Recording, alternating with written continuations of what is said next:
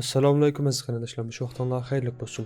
Biz bugungi darsimizda sizlarga Uyg'urcha xat nusxalaridan bo'lgan 114 xil xat nusxasini olib keldik. Buning ichida qaraydigan bo'lsak, Baxijninki bor, Olibninki bor, uningdan keyin Noto, ya'ni Google'ninki Uyg'urlar uchun chiqargan fontimi bor. Buning ichida yana Al-Katibning, UKJ'ning bo'lib 114 xil xat nusxalari bor. Windows bo'lsin yoki almi kompyuterlar bo'lsin, buni qoshlash usulini biz ilgirki darslarimizda ko'rib o'tgan.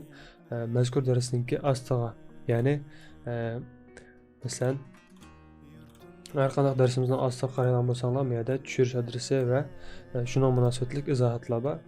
Mush darsimizda ham mush izohat qismida mush fontlarni tushirasanglar bo'ldi. Darsning oxirida almi kompyuterlarga yoki Windows kompyuterlarga bu fontlarni qanday qarash to'g'risidagi darsimizni qistirib qo'yamiz. Shu yerdan ko'rib, o'zingizning kompyuterga asosan shu fontlarni qachirib olsanglar bo'ldi. Qaraydigan bo'lsanglar, mana fontni tanlagandan keyin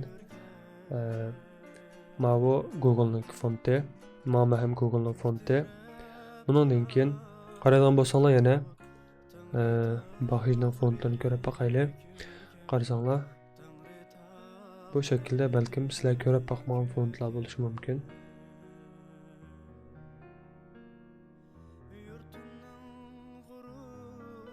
Bunun o'xshash qolganini o'zingizlar tushirib, kompyuterga qachilab ko'rib boqsanglar bo'ldi.